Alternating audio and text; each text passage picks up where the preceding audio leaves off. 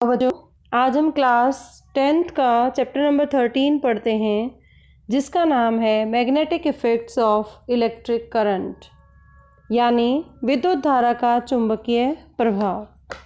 विद्युत धारा के दो प्रभाव जो हम 10th क्लास में पढ़ते हैं, पहला है तापीय प्रभाव कि जब भी किसी वायर में से करंट पास होता है तो वो हीट प्रोड्यूस करती है, और दूसरा है जब भी किसी तार में से करंट पास करता है तो उसमें विद्युत धारा का चुंबकीय प्रभाव है वो दिखाई देता है। और वो हम किस माध्यम से देख सकते हैं, जैसे कि आप देख रहे हो कुछ मैग्नेटिक प्रॉपर्टीज होती है मैग्नेट की, कि जो लाइक पोल्स हैं वो एक दूसरे को रिपेल करते हैं और अनलाइक पोल्स है वो अट्रैक्ट करते हैं। और साथ वाले फिगर में आपको जो दिख रहा है लेफ्ट हैंड साइड फिगर है जो, उसमें एक मैग्नेट है नॉर्थ एंड साउथ, और ये जो कॉन्सेंट्रिक सर्कल्स आपको दिखाई दे रहे हैं ये सारी मैग्नेटिक फील्ड लाइंस हैं। और मैग्नेटिक फील्ड लाइंस के जो कॉन्सेंट्रिक सर्कल्स हैं सबसे ज़्यादा वो नॉर्थ और साउथ पोल पर हैं, सेंटर पे नहीं है।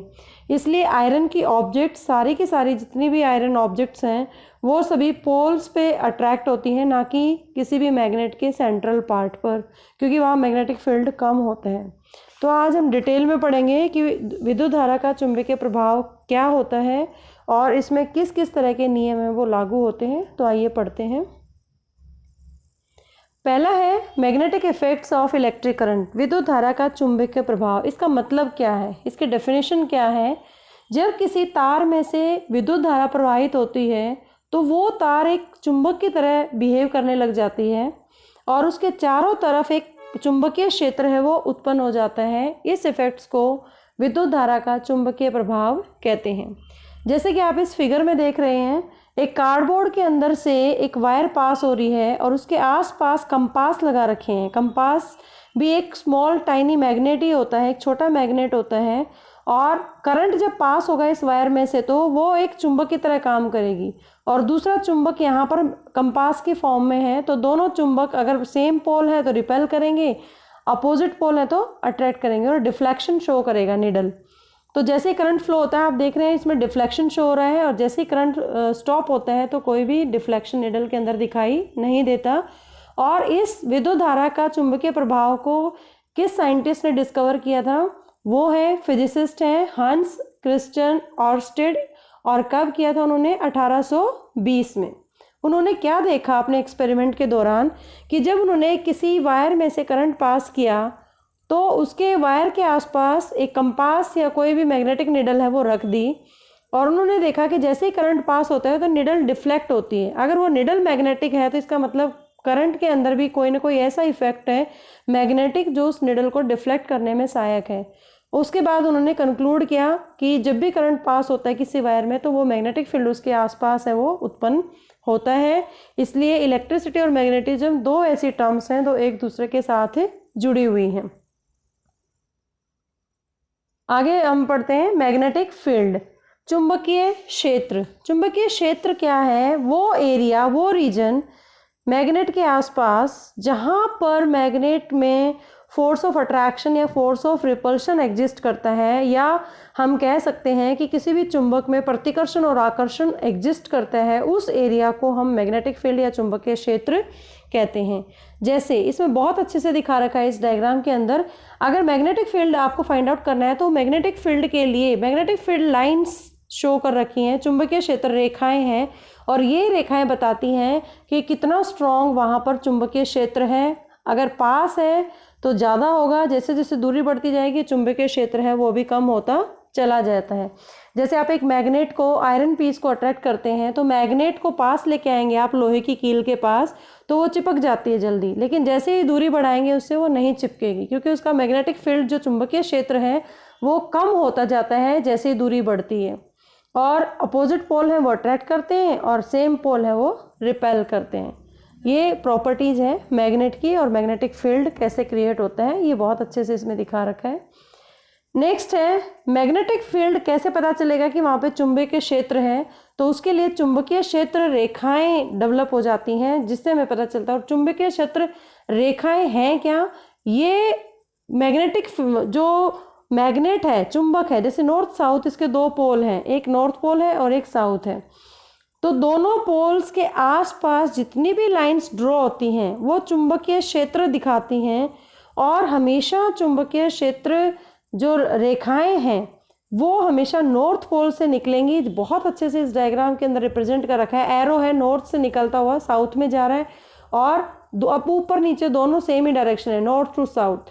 अगर आपसे पूछा जाए कि इसकी डायरेक्शन क्या है मैग्नेटिक फील्ड लाइंस की किसी भी बार मैग्नेट में या छड़ चुंबक में, तो वो है बाहर की तरफ नॉर्थ टू साउथ है, और इनसाइड द मैग्नेट अगर देखेंगे तो साउथ टू नॉर्थ। और ये पैरेलल लाइंस है, इक्वल डिस्टेंस पे होगा, और इक्वल डिस्टेंस पे जब होता है तो उसे यूनिफॉर्म मैग्नेटिक फील्ड कहते हैं। अब इसकी कुछ प्रॉपर्टीज़ हैं, जो चुंबकीय क्षेत्र रेखाएं हैं उसकी बहुत इंपॉर्टेंट प्रॉपर्टीज़ है, कई बार क्वेश्चंस पूछे जाते हैं सीबीएसई में भी, कि सबसे पहला पॉइंट तो यही है कि जितनी भी मैग्नेटिक फील्ड लाइंस हैं वो मैग्नेट के नॉर्थ पोल से निकलती हैं और साउथ पोल पर एंड होती हैं बाहर की तरफ, और अंदर साउथ टू नॉर्थ डायरेक्शन होती है इसकी। दूसरा, जितनी भी चुंबकीय क्षेत्र लाइन होती हैं, रेखाएं होती हैं, वो क्लोज्ड होती हैं, बिल्कुल बंद हैं, और कॉन्टिन्यूस कर्व हैं, वो कॉन्टिन्यूस वो चलती हुई प्रतीत होंगी। तीसरा, जो मैग्नेटिक फील्ड लाइंस है, बहुत इंपॉर्टेंट क्वेश्चन ये, वो कभी भी एक दूसरे के साथ कट नहीं करती, इंटरसेक्ट नहीं करती, क्योंकि जिस पॉइंट पे वो इंटरसेक्ट करेंगी, दो लाइनें आपस में मिलेंगी, तो वहाँ पे दो डायरेक्शन हो जाती हैं। उस पॉइंट पर अगर हम कंपास रखेंगे तो कंपास सिर्फ एक ही दिखाता है, दो नहीं दिखाता डायरेक्शंस। तो इसलिए जब कंपास एक डायरेक्शन दिखा रहा है तो मैग्नेटिक फील्ड लाइन की डायरेक्शन वो क्रॉस करेंगे तो दो दिखाएंगे, जो कि पॉसिबल नहीं है। इसलिए मैग्नेटिक फील्ड लाइंस कभी भी एक दूसरे को प्रतिच्छेद नहीं करती, उसको इंटरसेक्ट नहीं करती। चौथा पॉइंट इसमें है कि जो मैग्नेटिक फील्ड है, चुंबकीय क्षेत्र है, उसकी जो स्ट्रेंथ है वो डिपेंड करती है कि मैग्नेटिक फील्ड लाइंस कितनी क्लोज हैं, डिग्री ऑफ क्लोजनेस पे डिपेंड करती हैं। आप देखोगे नॉर्थ, जो मैंने पीछे वीडियो में दिखाया था स्टार्टिंग में, कि नॉर्थ और साउथ पोल पर मैग्नेटिक फील्ड लाइंस की स्ट्रेंथ ज़्यादा है, क्योंकि वहाँ पर क्लोजनेस ज़्यादा है और मिडल में कम है। इसलिए जितनी भी लोहे की चीज़ें हैं या जितनी भी मैग्नेटाइज सब्सटेंसेस होती हैं वो सभी नॉर्थ और साउथ पोल पर ही अटैच हो जाती हैं, अट्रैक्ट होती हैं। बीच में वो बहुत ही रेयर है, वो बहुत ही कम मात्रा में वो चिपकेंगी। मैक्सिमम जो अट्रैक्शन होगा वो नॉर्थ और साउथ पोल पे होगा। तो नाउ इसका मतलब यहाँ पर क्या कंक्लूजन निकला कि जो मैग्नेटिक फील्ड स्ट्रेंथ है किसी भी छड़ मैग्नेट की या किसी भी मैग्नेट की, वो उसके पोल्स पर ज़्यादा होती है और मिडल में कम होती है। नेक्स्ट पॉइंट है कि जो मैग्नेटिक फील्ड लाइन्स है वो हमेशा समानांतर होती हैं और इक्वल डिस्टेंस पे होती हैं, इसलिए ये रिप्रेजेंट करता है कि वहाँ पर यूनिफॉर्म मैग्नेटिक फील्ड है। नेक्स्ट है, अब हम वन बाय वन एक एक केस लेंगे कि जो मैग्नेटिक फील्ड है अगर किसी करंट कैरिंग कंडक्टर में पास होता है तो क्या होता है, किस तरह का रूल लगेगा और वो उनको हम कैसे रिप्रेजेंट करेंगे। तो सबसे पहले जब भी किसी स्ट्रेट वायर, हम स्ट्रेट वायर का यहाँ पे एग्जांपल लेंगे, सीधी तार का, सीधी चालक लेंगे, एक तार है जैसे सेटअप कर रखा है इस एक्सपेरिमेंट के अंदर, एक कार्डबोर्ड लिया और एरो से दिखा रखा आयरन फिलिंग्स। जब ये आयरन फिलिंग्स ऐसे स्कैटर्ड हैं, जब वो है जब उसमें करंट पास नहीं होता है, जैसे ही वायर में करंट पास होना शुरू हो जाता है तो जो स्कैटर्ड आयरन फिलिंग्स हैं वो कॉन्सेंट्रिक सर्कल्स बनने शुरू हो जाते हैं, चारों तरफ गोल गोल घेरे बनने शुरू हो जाते हैं। और वो जो घेरे हैं वो क्या है, मैग्नेटिक फील्ड लाइंस। और जितनी क्लोज होंगी, पास होंगी, वहाँ मैग्नेटिक फील्ड ज़्यादा होगा, जितनी दूरी बढ़ती जाएगी उतना ही चुंबकीय क्षेत्र है वो कम होता जाएगा, घटता चला जाएगा। और अगर स्ट्रेट कंडक्टर में करंट पास हो रहा है तो जो मैग्नेटिक फील्ड है उसकी डायरेक्शन बताने के लिए एक रूल है जिसको इम्प्लीमेंट किया जाता है, right hand thumb rule. Right hand thumb rule को हम हिंदी में दक्षिण हस्त अंगुष्ठ नियम भी कहते हैं, या दायां हाथ अंगुष्ठ, मतलब दाएं हाथ का। अगर आप अपने दाएं हाथ के अंगूठे और उंगलियों को मोड़ लेंगे तो वो राइट हैंड थंब रूल बन जाएगा। और इसका तीसरा नाम है मैक्सवेल कॉर्कस्क्रू रूल। तीनों नाम से इसको हम जान सकते हैं, पता होना चाहिए। उसके बाद जब इसकी प्रॉपर्टीज़ क्या है कि जो मैग्नेटिक फील्ड प्रोड्यूस होता है इस वायर के अक्रॉस, जहाँ पर ये कार्डबोर्ड से वायर अंदर जा रही है वहीं पर मैग्नेटिक फील्ड है, वहाँ पर आयरन फिलिंग्स का एक पैटर्न बन जाता है।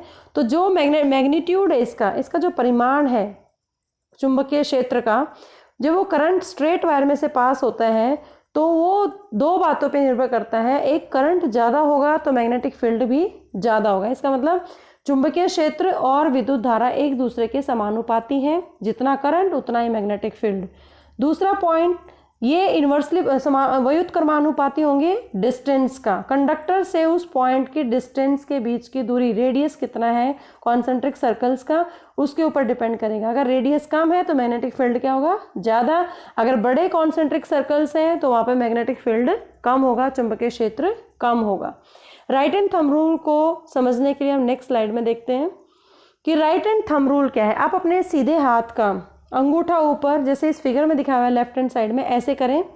Left hand right hand rule, right hand thumb rule या दक्षिण हस्त अंगुष्ठ नियम या दायां हाथ अंगुष्ठ नियम, तीनों नाम से हम इसे जान सकते हैं।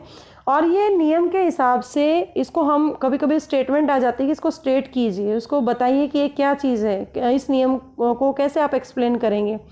तो आप लिखेंगे ऐसे जैसे मैं बोल रही हूँ कि कल्पना कीजिए कि आप अपने दाहिने हाथ में विद्युत धारावाही चालक को इस प्रकार पकड़े हुए हैं कि आपका अंगूठा विद्युत धारा की दिशा की ओर संकेत करता है और आपकी जो उंगलियां हैं वो चालक के चारों ओर जो चुंबकीय क्षेत्र की क्षेत्र रेखाएं होती हैं उनकी दिशा को इंडिकेट करती हैं। इसे दक्षिण हस्त या दायां हाथ अंगुष्ठ नियम कहते हैं। अगर करंट ऊपर जा रहा है, जैसे लेफ्ट हैंड साइड फिगर में है, डायरेक्शन ऑफ करंट थंब है और मैग्नेटिक फील्ड लाइंस को जो हमारी फिंगर्स हैं, मुड़ी हुई जो उंगलियां हैं, वो बताती हैं कि चुंबकीय क्षेत्र रेखाओं की दिशा क्या है। अगर करंट ऊपर है तो दिशा है एंटी क्लॉकवाइज। साइड में जो फिगर है उसमें नीचे की तरफ किया हुआ है अंगूठा, जिसका मतलब करंट डाउनवर्ड है, नीचे की तरफ जा रहा है। और नीचे की तरफ जाएगा तो अगर विद्युत धारा नीचे है तो जो मैग्नेटिक फील्ड लाइंस हैं उनकी डायरेक्शन क्लॉकवाइज हो जाएगी, एक घड़ी की दिशा में वो है मूव करती हुई नजर आएंगी, जैसा कि इस फिगर के अंदर बहुत अच्छे से रिप्रेजेंट किया हुआ है। करंट की डायरेक्शन पॉजिटिव टू नेगेटिव होगी, वो डिपेंड करता है कि आप कनेक्शन रिवर्स करते हैं तो उसकी मैग्नेटिक फील्ड लाइंस की डायरेक्शन भी रिवर्स हो जाती है। तो ये राइट हैंड थंब रूल के बारे में था। अब है हमने स्ट्रेट वायर की बात की, अब हम बात करेंगे अगर एक सर्कुलर लूप लें, अगर उसी स्ट्रेट वायर को मोड़ लें, एक सर्कल की शेप दे दें उसको और उसमें वही बैटरी का कनेक्शन की सब लगा दिया उसमें और करंट उसमें फ्लो करेंगे, तो जो सर्कुलर लूप में मैग्नेटिक फील्ड कैसे डेवलप होगा और कहाँ पर स्ट्रेट लाइन आके बनेगी वो, तो उसके लिए आपको क्या करना पड़ेगा, जैसे आपने उसको मोड़ा, इसका मतलब आपने दो स्ट्रेट वायर बना लिए सर्कुलर लूप से, एक लेफ्ट में एक राइट में। जब करंट ऊपर जाएगा तो राइट हैंड थंब रूल लगेगा, तो वो जो मैग्नेटिक फील्ड लाइंस है उसकी डायरेक्शन हो जाएगी एंटी क्लॉकवाइज। जैसे ही दूसरे पार्ट में जाएगा सर्कुलर लूप के, वो डाउनवर्ड डायरेक्शन में जाएगा तो वो क्लॉकवाइज हो जाएंगी। और इस तरह करते करते सेंटर ऑफ लूप में आने के बाद वो बिल्कुल सीधी रेखा में अपीयर होंगी। और अगेन जो मैग्नेटिक फील्ड लाइंस बनती हैं उसका जो चुंबकीय क्षेत्र है उसका जो परिमाप है, जब सर्कुलर कॉइल में करंट पास होता है वो भी 3 बातों पर निर्भर करता है। पहला है कि उस लूप में करंट कितना पास हो रहा है, अगर करंट ज़्यादा होगा तो ऑटोमेटिकली मैग्नेटिक फील्ड भी इंक्रीज होगा। दूसरा, जो लूप है उसका रेडियस के व्युत्क्रमानुपाती है मैग्नेटिक फील्ड, इसका मतलब रेडियस कम है लूप का तो वहाँ पे मैग्नेटिक फील्ड ज़्यादा है, जैसे रेडियस बढ़ता जाएगा मैग्नेटिक फील्ड की स्ट्रेंथ भी कम होती चली जाएगी। तीसरा पॉइंट है कि जो कॉयल है उसमें एक ही तार है या उसकी नंबर ऑफ कॉयल्स के टर्न्स बढ़े हुए हैं, जितने टर्न होंगे तो मैग्नेटिक फील्ड उतना ही ज़्यादा होगा, क्योंकि करंट बढ़ रहा है, नंबर ऑफ कॉयल्स बढ़ेंगी तो करंट बढ़ेगा, करंट बढ़ेगा तो मैग्नेटिक फील्ड का मैग्नीट्यूड है वो भी इंक्रीज होता चला जाएगा। तो ये इसमें भी राइट हैंड थंब रूल ही लगेगा, दक्षिण हस्त अंगुष्ठ नियम लगेगा। सर्कुलर लूप, क्योंकि सर्कुलर लूप को हमने 2 स्ट्रेट मान के चले हैं, एक में करंट ऊपर जा रहा है एक में नीचे जा रहा है, तो दोनों को हम ध्यान में रखते हुए इसको एक्सप्लेन कर सकते हैं। नेक्स्ट आता है सोलेनॉइड के द्वारा मैग्नेटिक फील्ड। अब सोलेनॉइड क्या है? परिनालिका। सोलेनॉइड का मतलब होता है परिनालिका। सिंपली अगर आपके हाथ में कोई एक तांबे की तार दी जाए जो विद्युत रोधी है, जिसके ऊपर कवरिंग भी लगी हुई है पीवीसी की, उस तार को आप बेलन की आकृति के रूप दे दें और उसकी एक कुंडली बना दें और उसको करंट पास करा दें, उसमें बैटरी कनेक्ट कर दें, तो वो बन जाता है सोलेनॉइड, जिसको परिनालिका भी कहते हैं। और जो कहने का मतलब क्या है, इंसुलेटिंग कॉपर वायर की बहुत सारी टर्न्स गोल गोल गोल गोल आप उसको एक पर्टिकुलर सिलेंड्रिकल शेप दे देते हैं तो वो परिनालिका सोलेनॉइड बन जाता है। और सोलेनॉइड में जो मैग्नेटिक फील्ड प्रोड्यूस होता है वो जस्ट लाइक एक बार मैग्नेट में जैसे होता है वैसे ही होता है। जैसे बार मैग्नेट साथ में दिखा रखा है कि जो मैग्नेटिक फील्ड लाइन से नॉर्थ से निकलेंगी साउथ की तरफ जाएंगी और अंदर मैग्नेट के साउथ टू नॉर्थ डायरेक्शन होगी। और इसमें सेम पैरेलल स्ट्रेट लाइंस आएंगी और इक्वी डिस्टेंस पे होंगी। इसका मतलब यूनिफॉर्म है, हर एक पॉइंट के ऊपर inside the solenoid uniform magnetic field है वो डेवलप होगा। तो परिनालिका या सोलेनॉइड है वो कैसे बनाया जाता है उसका एक छोटा सा एग्जाम्पल। उसके बाद नेक्स्ट है इलेक्ट्रोमैग्नेट्स। इलेक्ट्रोमैग्नेट्स क्या होते हैं? विद्युत चुंबक। इसको हम टेम्परेरी मैग्नेट्स भी कहते हैं क्योंकि इसमें जब तक करंट पास होता है ये एक स्ट्रॉन्ग मैग्नेटिक फील्ड प्रोड्यूस करने का एक तरीका है सोलेनॉइड के अंदर। और उसको कैसे हम यूज़ करेंगे? एक सोलेनॉइड लेंगे, परिनालिका लेंगे, वही कॉपर वायर्स की टर्निंग्स जैसे कि आप फिगर में देख रहे हो, बहुत अच्छे से दिखा रखा है इसमें, एक सिंपल जो घर पे भी आप बना सकते हैं। एक कॉपर वायर की टर्निंग्स ली सिलेंड्रिकल शेप में, उसके बीच में आयरन की एक कील डाल दी और उसकी दोनों कॉपर वायर्स को एक बैटरी के साथ या सेल के साथ आप कनेक्ट कर सकते हैं और नीचे कुछ क्लिप्स गिराई हुई हैं आयरन की। और जैसे ही करंट पास करते हैं उसको लगातार उसमें करंट पास होता रहेगा। तो जो एक कील है ये एक टेम्परेरी चुंबक का काम करेगी। इसको इलेक्ट्रोमैग्नेट कहेंगे, विद्युत चुंबक कहेंगे। और आप देख रहे हो जैसे जैसे करंट पास हो रहा है जो क्लिप्स हैं ये इस नेल की तरफ अट्रैक्ट हो रही हैं क्योंकि नेल खुद मैग्नेट की तरफ अट्रैक्ट होती है, लेकिन यहाँ पे करंट पास होने, करंट का जो प्रभाव है, चुंबकीय प्रभाव, वो उसके अंदर आ गया है और इससे टेम्परेरी मैग्नेट है वो बन जाता है। और इस तरीके से आयरन की जो कील है या आयरन की जो क्लिप्स हैं उनको अपनी तरफ अट्रैक्ट करता है। और इसको इलेक्ट्रोमैग्नेट को एक टेम्परेरी मैग्नेट इसलिए कहते हैं क्योंकि इसमें तब तक मैग्नेटाइज रहता है जब तक इसमें करंट पास करते हैं। जब इसका करंट बंद हो जाता है तो ये दोबारा अगेन आयरन नेल की तरह बिहेव करेगा।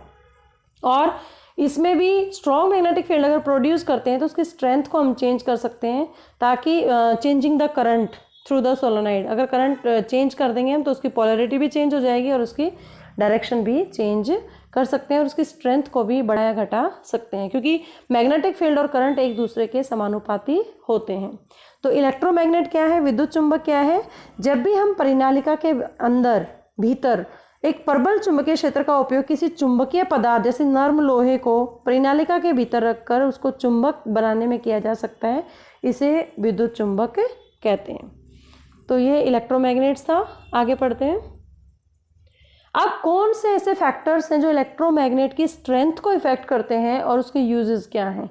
जैसे मैंने पहले भी बताया कि जो इलेक्ट्रोमैग्नेट की स्ट्रेंथ है वो 3 बातों पर निर्भर करती है। पहला कि उस कॉयल के अंदर जो कॉपर है और जो आयरन आपने डाली हुई इलेक्ट्रोमैग्नेट के अंदर उसमें करंट कितना जा रहा है। अगर करंट ज़्यादा होगा तो इलेक्ट्रोमैग्नेट की स्ट्रेंथ उतनी ही ज़्यादा होगी, वो उतना ही मैग्नेट की तरह काम ज़्यादा अच्छा करेगा।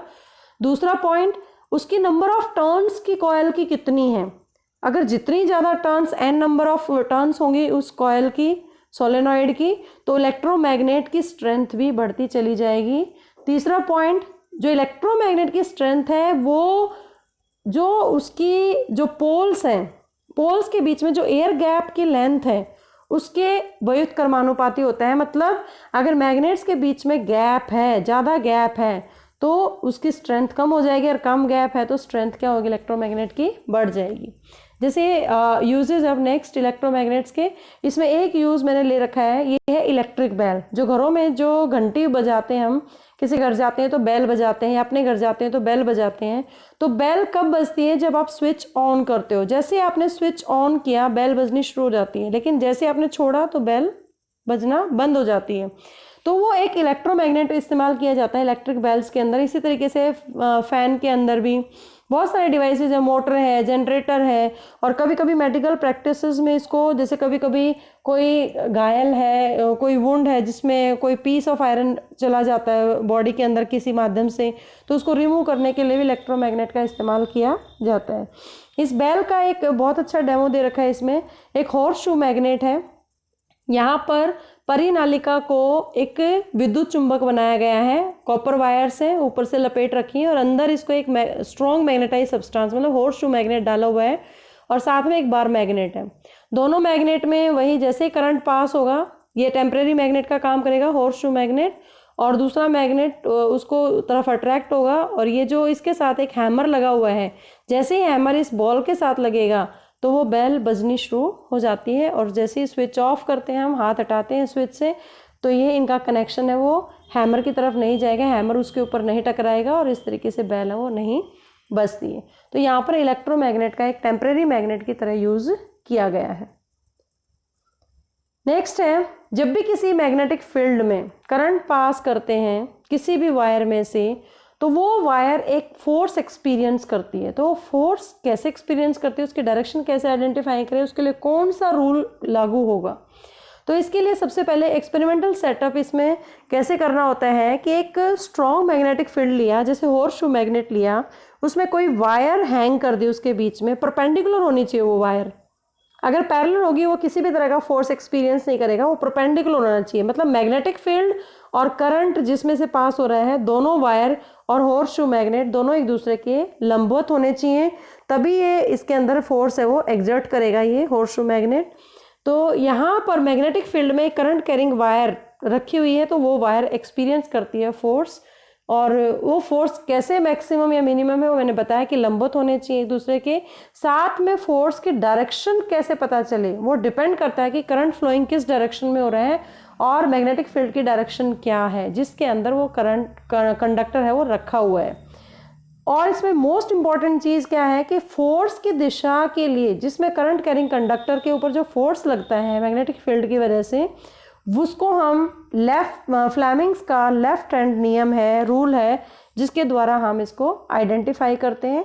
और फ्लेमिंग्स का वाम हस्त या बायां हाथ नियम किसे कहते हैं, बहुत ही इंपॉर्टेंट क्वेश्चन अगेन। आप अपना लेफ्ट हैंड की 3 फिंगर्स को, थंब इंक्लूडेड है उसमें, 2 फिंगर और 1 थंब, जैसे कि इस फिगर में दिखा रखा है, उल्टे हाथ को इस तरीके से स्ट्रेच करें जिसमें थंब और जो तर्जनी और मध्यमा ये तीनों एक दूसरे के लंबवत हों, इस तरह से स्ट्रेच करना है।